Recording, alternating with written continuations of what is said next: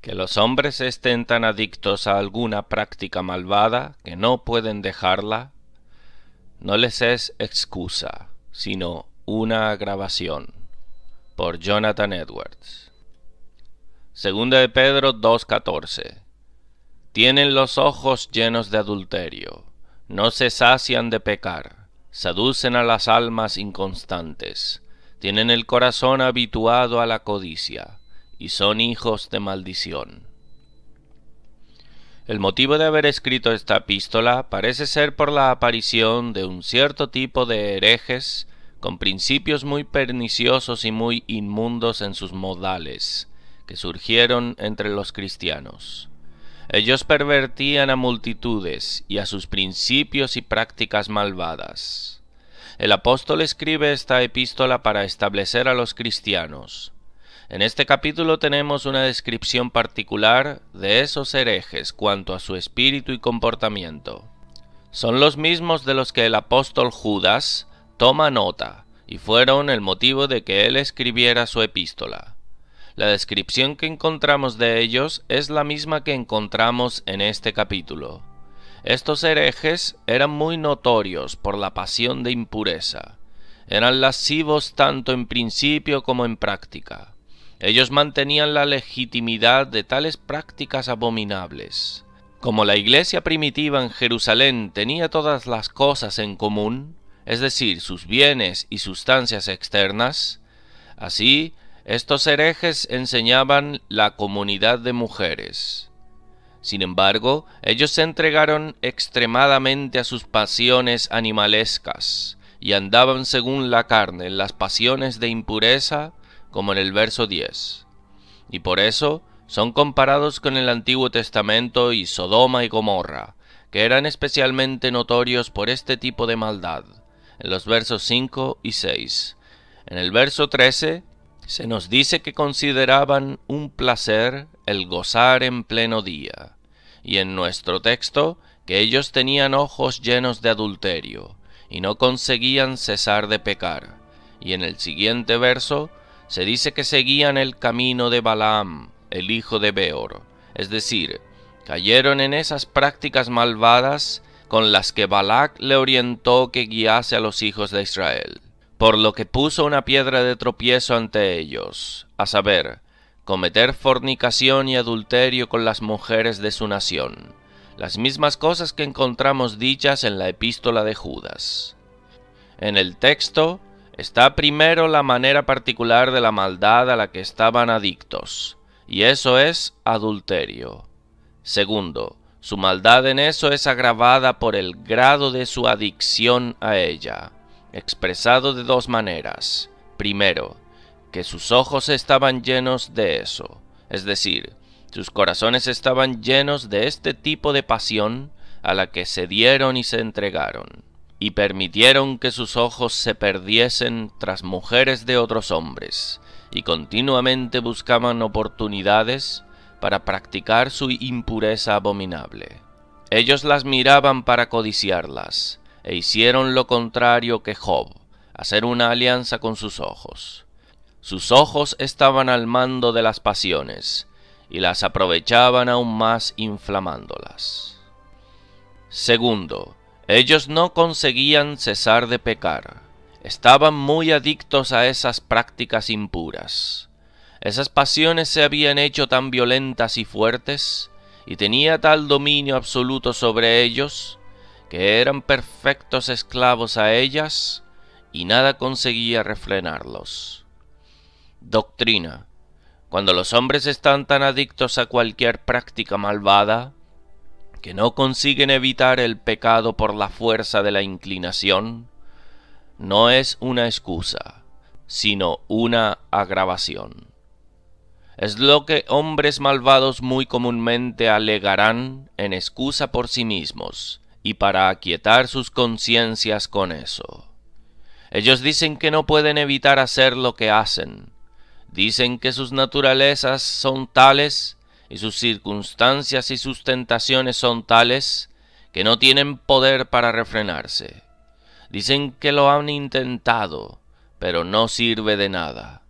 A veces lo dejan por un poco de tiempo y luego viene sobre ellos de nuevo, como un hombre armado.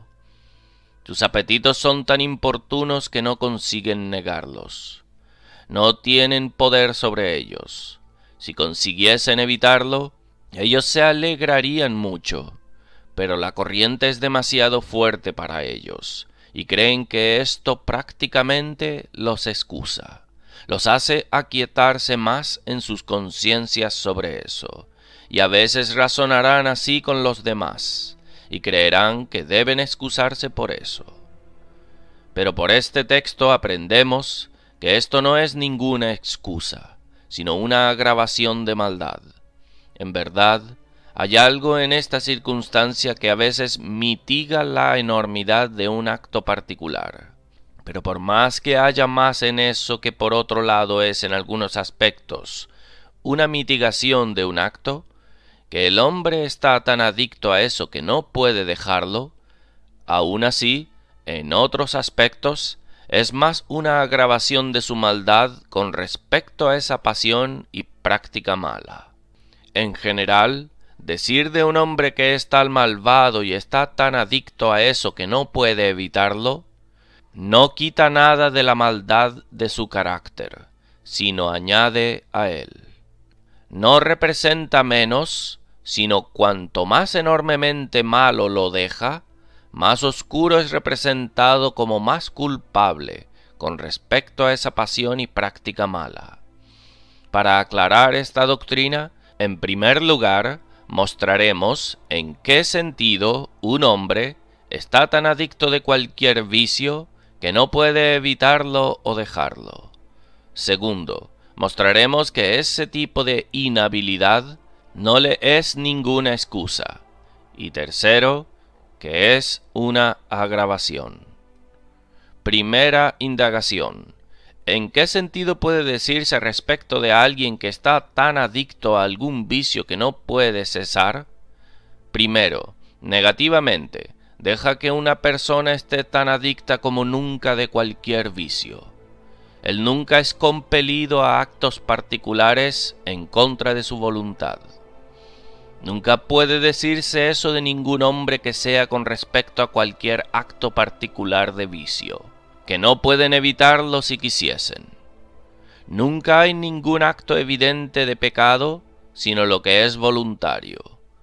Si la voluntad de ninguna manera o movió o concurrió con el acto, no es pecaminoso, pues aquello a lo que un hombre es propiamente compelido, y su voluntad no está de ninguna manera involucrada, no es su acto, sino que es el acto de aquello que lo compele.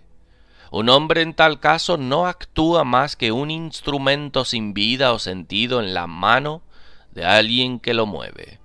Por tanto, cuando los hombres están enormemente adictos a algún vicio, que sus pasiones y hábitos son tan fuertes y violentos que no consiguen dejarlo, aún así, ellos siempre querrán esos actos viciosos que realizan. Son acciones voluntarias. Si no las quisiesen, no las realizarían. Ni las manos, ni los ojos, ni los pies, ni ninguna parte del cuerpo se moverían sin el mando de la voluntad. Que los hombres no actúan sin su voluntad, pues ahí está toda la dificultad con su voluntad o la inclinación, es porque la voluntad es muy fuertemente inclinada a eso que no puede evitarlo. Él nunca actúa en contra de su inclinación, pues esa es la misma razón por la que no puede evitarlo, porque su inclinación es demasiado fuerte para eso. Ahí está su adicción al vicio, pues la voluntad o la inclinación predominante es la misma cosa. La voluntad no es nada más que la inclinación determinante del alma en ese momento. Puede haber algunas cosas que balanceen la inclinación en una u otras maneras, pero la inclinación balanceada del alma es lo mismo que la voluntad del alma. De modo que un hombre que está muy adicto a algún vicio, al ser compelido a ese vicio en contra de su voluntad, ese vicio tiene mayor parte en su voluntad en algunos aspectos que si no estuviera tan adicto a él. El curso vicioso de un hombre, en general, puede en algunos respectos ir contra su voluntad, es decir, puede desear que no estuviera metido en tal camino malo, puede desear que no estuviera adicto a esa práctica. Sin embargo, cada acto particular en su momento es voluntario. Su voluntad, cuando lo considera de antemano, puede estar en contra, puede tomar una resolución en contra, y puede estar en contra del vicio después. Puede desear que no lo hubiera hecho, pero la voluntad en su momento, cuando la cosa es actuada, siempre mueve y concurre. Y aún más, si hubiera tenido la voluntad contraria en su momento, él podría haberlo evitado y no lo habría hecho. De modo que nunca puede decirse que un hombre no puede abstenerse de la embriaguez o actos de impureza si quisiese. Las pasiones de los hombres nunca pueden mover a los hombres en contra de sus voluntades. Toda la obra que tienen que hacer es obrar sobre la voluntad para inclinarla y persuadirla. Las tentaciones no pueden apoderarse de un hombre de otro modo más que de su voluntad. Es verdad, ellas obran cegando el entendimiento, pero eso no contribuye nada con relación a causar que el hombre actúe más que como un medio de pervertir su voluntad. Tampoco, segundo, los hombres no están tan adictos a algún vicio que si fueran debidamente sensibles de cuánto les hace daño, no podrían y no se abstendrían. Aquellos hombres que están más que todos debajo del poder de alguna pasión, hábito malo, que están muy acostumbrados a hacer el mal y parecen tener el menor poder para refrenarse, si estuvieran realmente sensibles de cuánto les hacía daño, aun cuando supongamos que la pasión continúa con la misma gran fuerza, que será tan importuna y violenta como siempre, aún los hombres serían capaces de abstenerse y se abstendrían. Pues meramente un sentido del peligro y de lo pernicioso de una práctica no mortifica esa pasión. Es un sentido del mal y odiosidad de eso que la mortifica. No digo que un hombre no pueda ser convencido de que su curso malo le hará daño y aún no se reforme, sino esto digo, que si estuviera debidamente sensible de cuánto le hace daño a él, se reformaría. Muchos están en alguna medida sensibles de que sus cursos malos no son lo mejor para ellos, pero no están debidamente sensibles, no están sensibles una centésima parte. Es decir, el daño que el vicio hace a los hombres es tan grande y el peligro que acarrea es tan terrible, que si solo fuera visto como es, sería suficiente para reformar a cualquier hombre.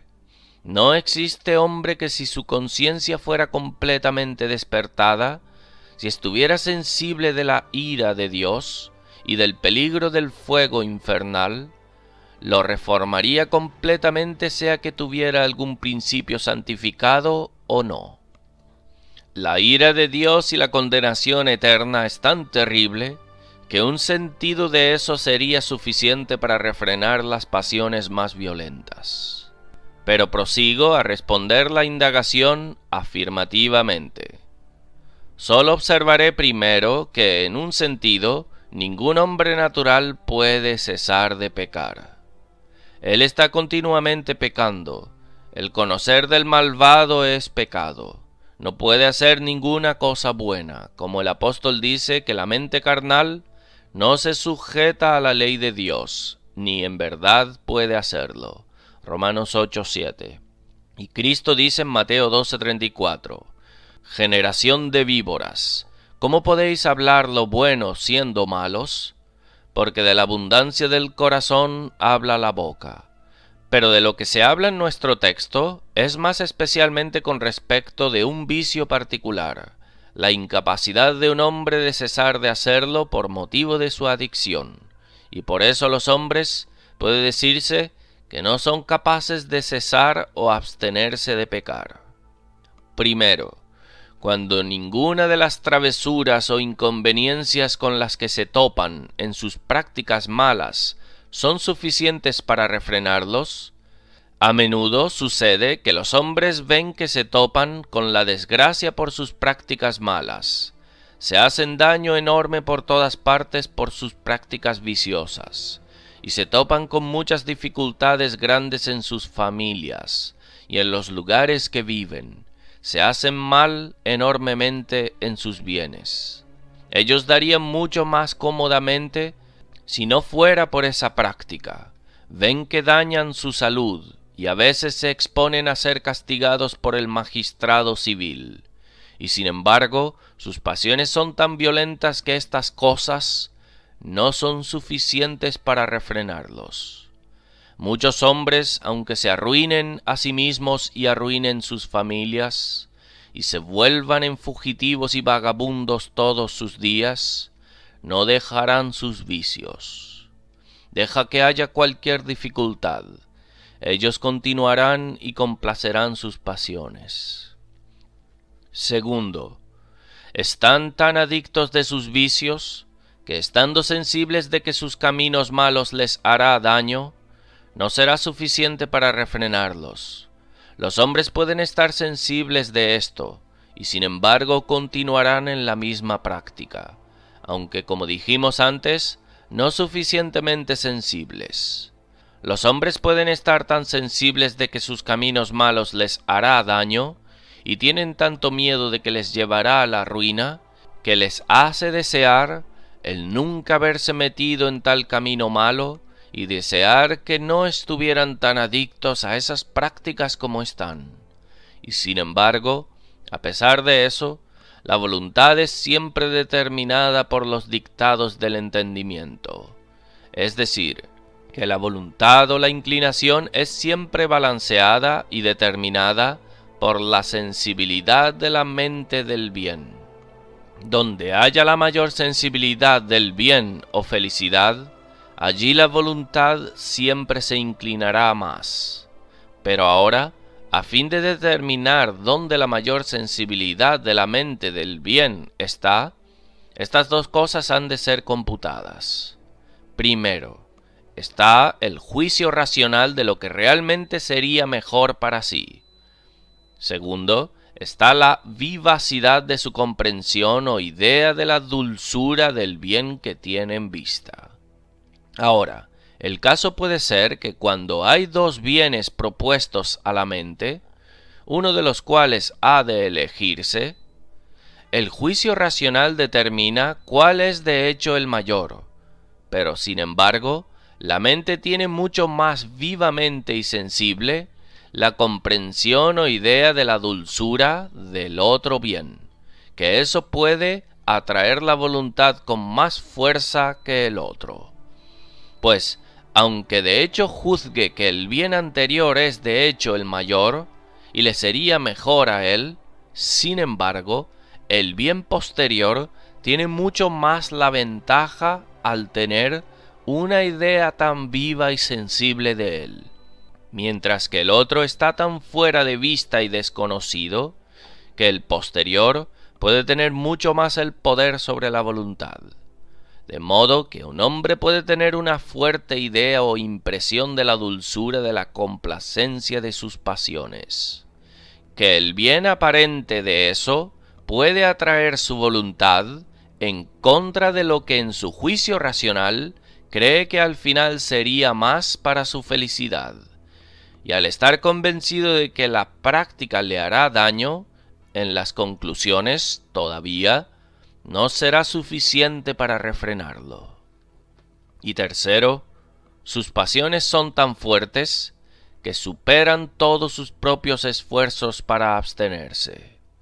Los hombres malos pueden decirse que están tan adictos que, a pesar de que tengan algunos deseos y quisiesen que fueran reformados, y tengan algunos esfuerzos para reformarse, sus pasiones y hábitos son tan duros a sus esfuerzos, la corriente es tan fuerte como para dominar toda la fuerza que ponen para remar en contra de ella.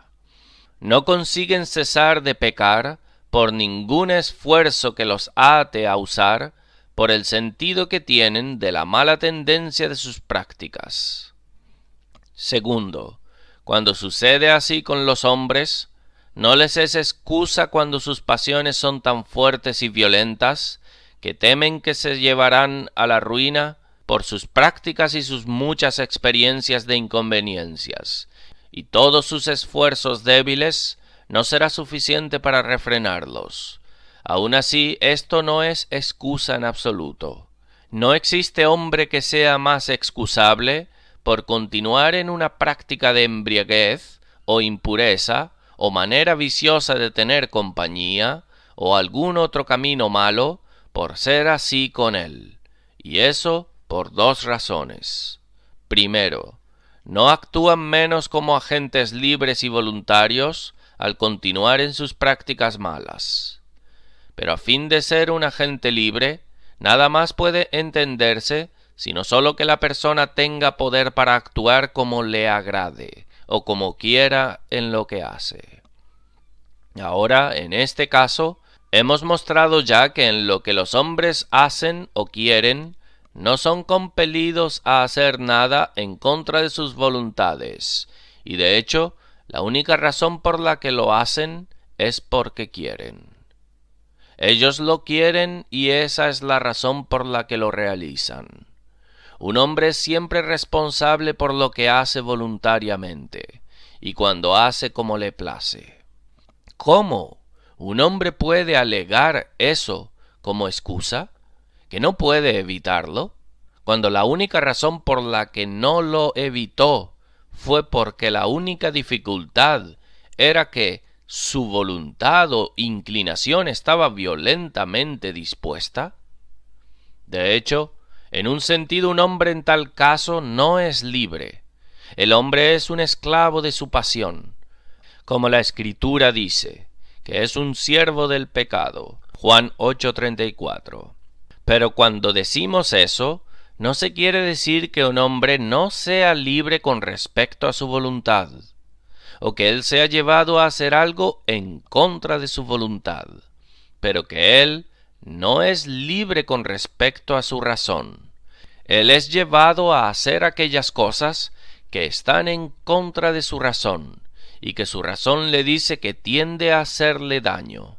Y un hombre desde la caída tiene, por así decirlo, dos voluntades. Es decir, por un lado su inclinación puede guiarlo de una manera y por otro lado, a lo contrario. Un hombre malo puede sospechar que una práctica le será para su ruina y tener una inclinación de ignorarla, y por otro lado, que es su placer, y puede elegir hacerlo, y así tener una voluntad, como ahora, guerreando en contra de la otra.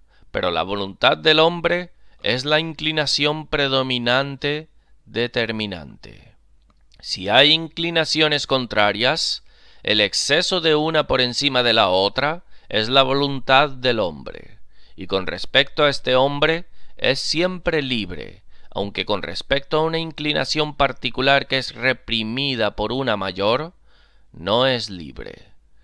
Así que un hombre puede estar tanto debajo del poder de la pasión que lo lleva a no hacer lo que racionalmente juzga que sería mejor para sí, y así es esclavo y vasallo de esa pasión. Sin embargo, nunca es llevado a hacer nada sino lo que quiere.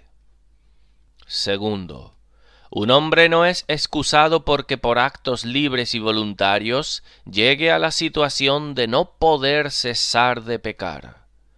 Cuando los hombres están tan adictos a alguna costumbre mala que no pueden abstenerse, fueron ellos quienes se metieron en esa situación. Ellos fueron audaces en sumergirse en tal costumbre, y es irrazonable que ellos ahora aleguen que ahora no pueden evitarlo. Tercero, está tan lejos de ser una excusa que es una agravación. Sus maldades con respecto a esa pasión es aún más enorme a la vista de Dios. Y eso porque cuando es así, hay un ejercicio más violento de esa corrupción. Cuanto mayor el ejercicio de corrupción en cualquier pecado, mucho mayor es ese pecado. Pues, ¿qué es la corrupción sino un principio de pecado? Y ciertamente cuanto mayor sea el ejercicio de un principio de pecado, mucho más pecaminoso es ese ejercicio, mucho más pecado hay en el acto. Ahora, ciertamente, cuanto más violenta es la pasión debajo del poder del que está un hombre, más violento es el ejercicio de corrupción. Pues la pasión y corrupción son la misma cosa, y por eso, cuando la pasión de un hombre es tan grande que no consigue evitar pecar, no consigue dejarla, su pecado no es menor sino mayor, porque es el ejercicio de una pasión más fuerte y más violenta. Esta razón nos es insinuada en el texto. Tienen los ojos llenos de adulterio, que no consiguen cesar de pecar. Es insinuado que la razón por la que no consiguen cesar de pecar es porque sus ojos o sus corazones están tan llenos de pasiones. Segundo, cuando es así, eso generalmente demuestra que hubo muchos actos anteriores de maldad que ha dado paso para eso, de modo que ahora es responsable por su maldad, no sólo como un ejercicio actual de fuerte corrupción, sino como una malicia que resulta de su maldad pasada. Aplicación. Primero, si es así, que ninguno de aquellos que están adictos a prácticas malvadas de cualquier tipo aleguen esto como excusa por sí mismos, de que no pueden dejarlo. Que el embriagado nunca alegue esto de sí para relajarse, o que ofrezca una excusa como esa a los demás, de que no puede evitar, que la bebida fuerte es su vida, y que no puede posiblemente. O si alguien que me oye ahora es adicto a alguna práctica de impureza, no te empeñes en aquietar tu conciencia con esto, de que estás tan esclavo a tu pasión, de que es tan grande que no puedes evitarlo. No te imagines que eso será aceptado como una excusa delante de Dios. Otro día tu castigo no será ni una pizca más suave por eso, sino que será más pesado y grave. Cuando seas traído al día de la ira, serás castigado con mayor severidad. O si es a cualquier otra práctica mala que estás habituado, que cada uno examine cuál es su iniquidad, a la que está más acostumbrado, y sea cual fuere, considera lo que ahora ha sido ofrecido para tu consideración, de que tu alegato, de que no puedes evitarlo, no te valdrá de nada, no serás sino condenado por tu propia boca. Si esas personas viciosas que ahora me oyen se determinan a seguir aún en sus prácticas malas como hasta ahora, deja que dependan de seguir sin tener esto por excusa. Deja que dependan de esto para que den cuentas completamente por sus maldades sin ningún tipo de alegación, y así sufran sin ningún tipo de mitigación o disminución de sus castigos. Segundo, que todas las personas por la doctrina sean advertidos a tener cuidado de que no lleguen a eso. Que los que no están ya envueltos en ninguna costumbre viciosa, de modo que no consigan dejarlo, tengan cuidado de no enredarse. El que piensa estar firme, mire que no caiga. 1 Corintios 10:12. Los jóvenes están especialmente en peligro. La juventud es generalmente el tiempo en que esos hábitos son contraídos, que gobiernan a los hombres todas sus vidas posteriormente. Si viven por principios virtuosos, generalmente empiezan en su juventud, o si son influidos por hábitos viciosos, generalmente los contraen en su juventud, y esa parte de la vida del hombre está especialmente llena de lazos y tentaciones. Una persona puede insensiblemente caer en tal curso y costumbre de pecado, que ganará un dominio entero sobre ellos. Las personas llegan a esta situación antes de que estén conscientes. Cometen el pecado una vez, puede que sea sin mucho pensamiento del peligro, se aventura de nuevo en él, y así de nuevo, con la intención de dejarlo, pero, así continúa hasta que están más allá de recuperación, hasta que estén tan enredados que no consiguen cesar. Siguen como el joven mencionado en el capítulo 7 de Proverbios, versos 22 y 23. Como va el buey al degolladero, y como el necio a las prisiones para ser castigado, como el ave que se apresura a la red, y no sabe que es contra su vida, hasta que la saeta traspasa su corazón. Que todos, por tanto, tengan cuidado de que no se enreden así, pues si lo hacen, es 100-1 de si se recuperarán. Cuando un hombre llega a ese punto, por así decirlo, tiene un pie dentro, y si es libertado, será arrancar un hierro de ese infierno ardiente. El diablo lo tiene en su trampa, y es raro que la trampa sea rota y el pájaro se escape, y si no se escapa, no sólo perecerá, sino que el infierno le será doblemente miserable cuando llegue a ser condenado. Tendrá una vida de vicio por la que responder, pues sufrirá la condenación de uno de los mayores pecadores. Por tanto, si alguno de ustedes que ahora me oyen han empezado en prácticas viciosas, pero aún no han llegado completamente a esa situación, el texto y doctrina habla de tener cuidado para que no prosigas más, sino a que escapes por tu vida. Deja el cebo del diablo antes que te retenga con su anzuelo. Tercero, si alguien que está así, debajo del poder de algún vicio particular, pregunta ¿qué deben hacer para librarse? En primer lugar, les haría la observación de que son hipócritas en su indagación, pues ellos no están verdaderamente dispuestos a seguir las propias orientaciones para su liberación.